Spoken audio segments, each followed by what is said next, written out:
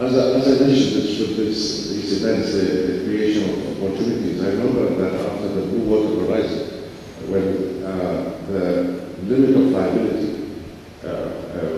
was so limited, and when this event happened, the catastrophe happened, some European reinsurers, I don't want to name them, they came with a proposal, because this is an opportunity to them, exploring opportunities, and they forwarded a package whereby the energy companies can buy a larger limit than the existing limit. So this is like the same thing here now. When we have these events around us, you have some reinsurers coming and with innovative products at the right price, utilizing the opportunity in the market and offering the package which is sometimes excluded from the TVs, and therefore we are back to the same market, supply and demand. So this is like a turning circle, on, and that's how we explain our state of affairs in the market. Right. I think this touches on the point that I raised yesterday. Companies which are prepared to take advantage of certain situations will find themselves ahead of the curve and actually flipping a risk in a negative way to an opportunity and taking advantage of it.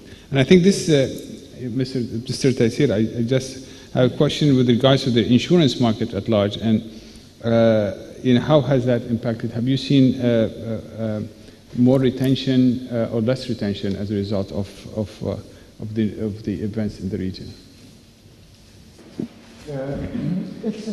I think it's still early to comment on this side. The question of retention, researching retention will take some time. We are talking about a recent phenomena which you call events. Yeah. I like to call, as it is in actually serious political literature, what we are witnessing is an Arab awakening.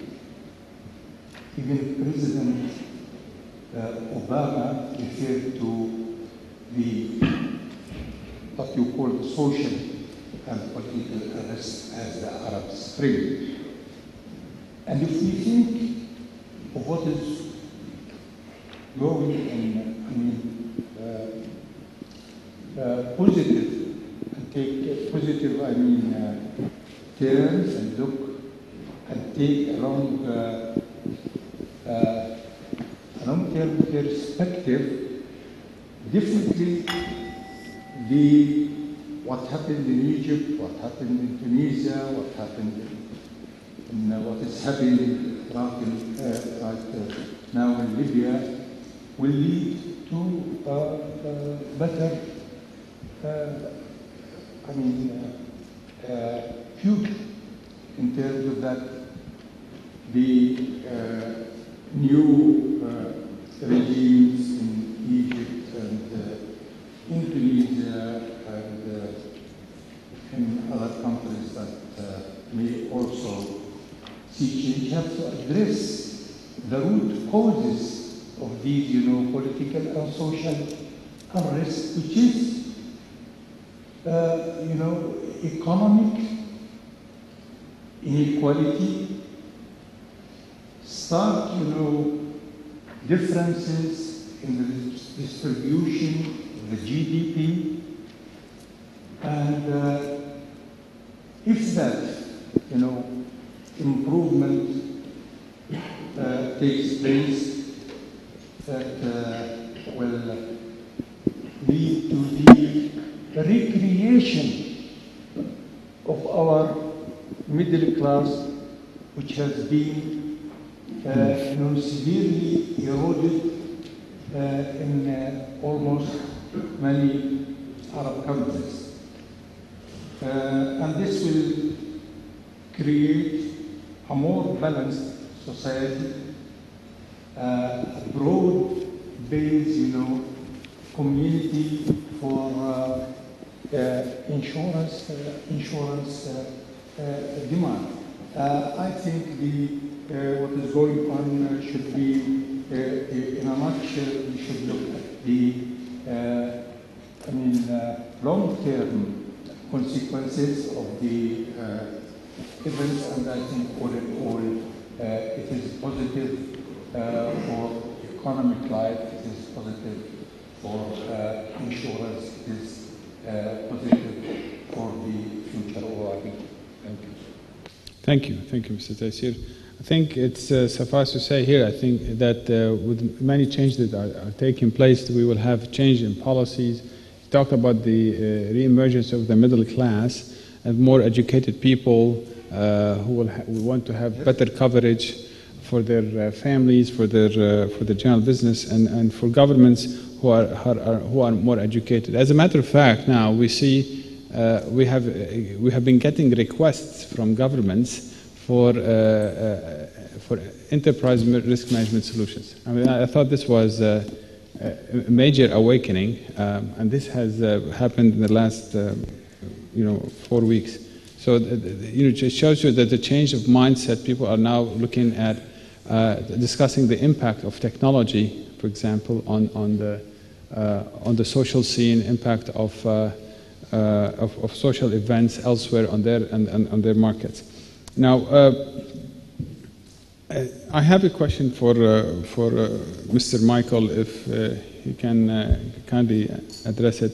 Has there been a variation between the rate for the global insurers or multinationals versus the locals? I think the multinationals may be driven by regional coverage, so they may assess a risk premium, if you will, on the Middle East at large, looking at it from an external lens, versus being in the Middle East, may have a different view, a different perspective in terms of what actually the risks may be, taking also into consideration the competition that is quite fierce in that space.